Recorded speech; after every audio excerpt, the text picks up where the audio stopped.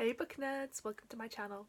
It seems a little ironic to be filming this today because I planned out this video and then the weather has changed. But essentially what I'm talking about today is my favourite summer reads. It's kind of summer. It's technically spring, but here in the UK, spring is this mystical thing that doesn't really happen anymore. So it's gone straight from cold, rainy jumper weather. There was like 2 days of t-shirt weather. Then it was the hottest weather, like sun, gorgeous, no breeze, lots of sweat. And then it's just changed again and now it's all grey and miserable and I'm back in t-shirts. So that's kind of just what happens with our weather, to be honest. But I'm going to talk about my favourite summer books now and hope that it gets sunny again. Yeah, so I'm quite a seasonal reader. I know not everyone is, but I tend to read with the seasons, and there are a couple of books that I pretty much reread every summer because it just gets me in the mood, and there's the ones I'm going to talk about today. Now, when you think summer, you might think light, fluffy contemporary books, and I do read more contemporaries in the summer than I do in the winter, but I also still read a lot of my type of books. So the first recommendation is Evil Under the Sun by Agatha Christie. So this is an Agatha Christie book. It's a murder mystery, and this one is about a Poirot goes to stay in this hotel in Britain, and it's on like a seaside coast. And at this hotel there are a number of different guests with different various personalities, but in particular there is a movie star. I believe she's called Arlene, I think. And she's beautiful and gorgeous and quite well known, and she's there with her husband. And then she also at the hotel is her old husband, I believe, and his new wife. And then there's also a step child, and there are this kind of middle-aged couple and all these various characters. Anyway, this movie star is found murdered on the beach, and it's a standard murder mystery from then on. Poirot is trying to solve it. The reason this makes me think of summer, apart from the obvious, which is that it revolves around a beach and the sun, is that it's just got lots of great descriptions about being on holiday. It's got a lot of good atmosphere building. Christie really captures that holiday spirit in a murderous way.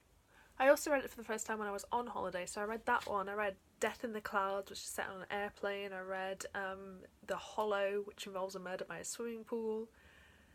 And yeah, any of those just kind of give me that holiday atmosphere, as weird as it sounds. But I think this is a fantastic beach read, particularly if you're not into your contemporaries. It's like an alternative to those. My next recommendation is very much contemporary, and that is Invincible Summer by Hannah Moskowitz.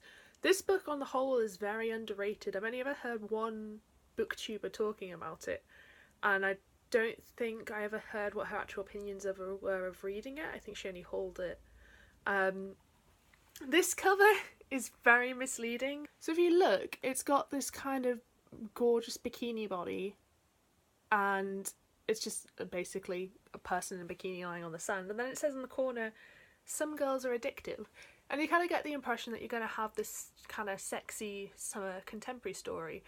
That's not what this book is about. So this book is about this family, and this family have got a lot of varying things they are dealing with. Their daughter it's set off across a number of years, and I think she starts the book at 13 or 14. And her storyline's kind of about her budding sexuality and how she's growing up.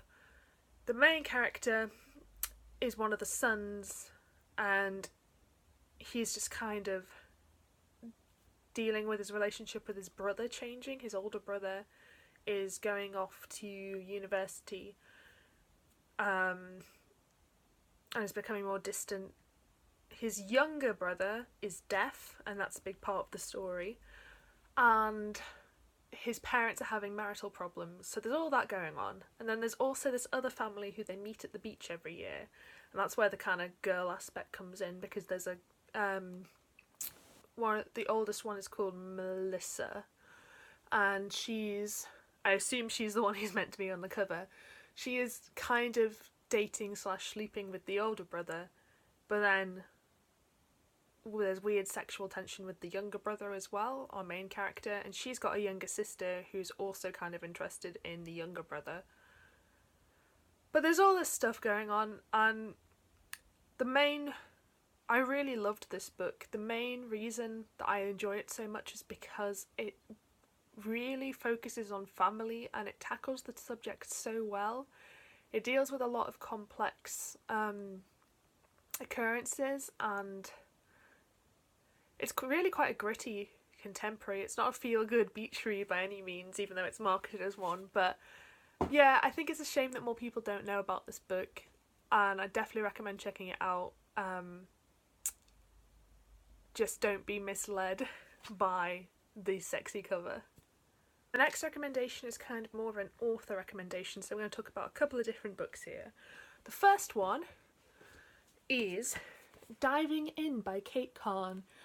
I first read this book when I was maybe 12, maybe younger, and this is a contemporary book, and it's essentially just a romance, but it's about this girl, Cole, and she meets this boy, Art, when she's swimming, and she just kind of falls for him completely, and he's kind of a bit of a playboy. He sort of messes her around a bit, and he's very flirtatious, and he expects certain things from her, and she's not really sure if she's ready for them. Essentially, it's a series just all about sex, but it's a trilogy. There's 3 of them. I believe they're all on Kindle Unlimited. The second and the third one certainly are. I'm not too sure about this one because I have got the physical copy, so I haven't actually checked. But I really like how Kate Cann deals with this topic. It's not necessarily light and fluffy. It deals with some pretty complex things with regards to relationships and particularly emotions towards sex from a young age. But it's just kind of really enjoyable. This one reminds me particularly of summer because it's all focused around the swimming pool, and there's a lot of that, and that continues throughout the second and third one. Swimming's a massive theme in it. And it's just kind of, this isn't really a relationship I necessarily root for, but I do like how it's done, and I like that you can't really predict what's going to happen. I don't know, I just think they're really compelling contemporaries. I don't like a lot of contemporaries, but they're not very long. Like, the font in this is pretty big, and they're nice, easy beach reads if you are like me and you like your contemporaries with a bit more substance to them. It's not going to change the world by any means. It's still mostly a contemporary book, but it was one of the first romances that I read, and it's probably stuck with me because of that. The next set are the kind of ones that I definitely associate with summer. They're all by Kate Cann again, and it's like a little series she did, which they're unrelated. They're all standalones, but they've all got the same theme, and they're all basically about a teenage girl going abroad on holiday for various reasons, and the holidays always start off terrible, and then she meets an attractive guy and starts a holiday romance, and then they go fantastic. These are all fluff, but really well written fluff. The one I've got is Sea Change by Kate Cann, obviously, but these have got different titles, so I'm not sure. I think this one's called Mediterranean Holiday, and then they're also on Kindle Unlimited. There is Fiesta, and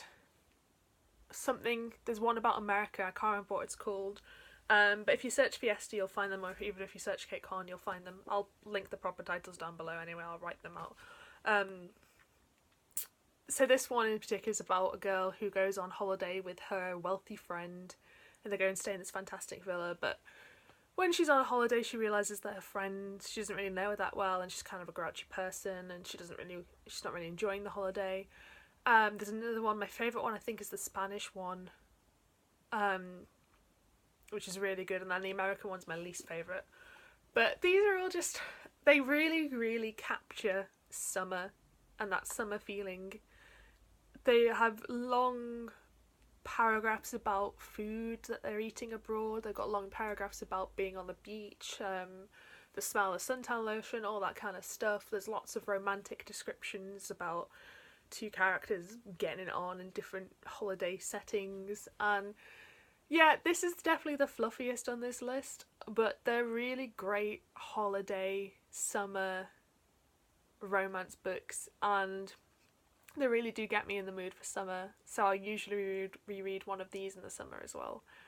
But yeah, so that is all of my summer recommendations for this incredibly relevant, not at all ironic video. I might make another one in summer. These are kind of just the ones I thought of off the top of my head, but I will probably, I'll probably make a sequel when it is actually sunny. So yeah, thank you so much for watching this video. I hope you enjoyed it. If you did, please give me a thumbs up. It helps me out massively.